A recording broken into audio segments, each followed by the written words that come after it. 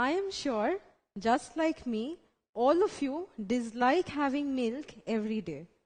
But mothers are always very pushy about it. So why do they force us in having a glass of milk every day? Well, it has been seen that children who do not have milk in their diet in sufficient amount, they suffer from teeth deformities and bone deformities. So how is milk related to teeth and the bones? Well, milk contains an essential inorganic substance known as calcium.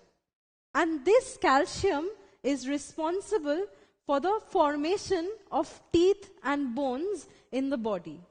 And calcium also provides strength to both the teeth and the bones. Now we add salt to our food so that the food does not taste bland. So is salt added to the food only to enhance the taste? Well, salt contains an essential inorganic nutrient in it known as sodium. And sodium is very important for the body functions. These days, we see a lot of iodized salt ads. So, what are these iodized salts? Well, in this salt, there is a small amount of iodine present. Iodine is another inorganic nutrient which we require in our body in small amounts. So, this is another inorganic component which is required in our body for a healthy living. So, these are the two types of inorganic nutrients, the macronutrients and the micronutrients. Now, what are macronutrients? Well, macro means large.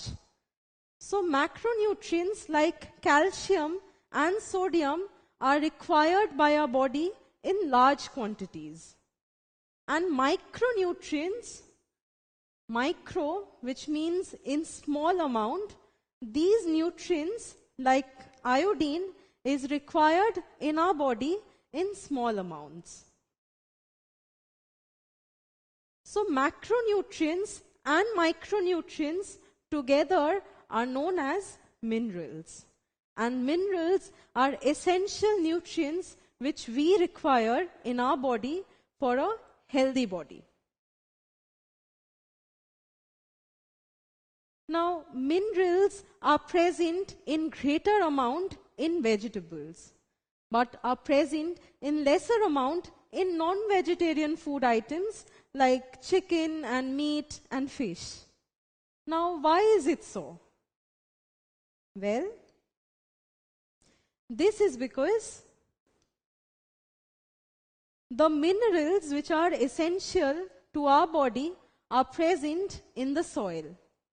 These are the soil particles and these are the minerals present in the soil. Now plants take up water through the roots from the soil. Now along with the water, plants also take up these minerals in their body.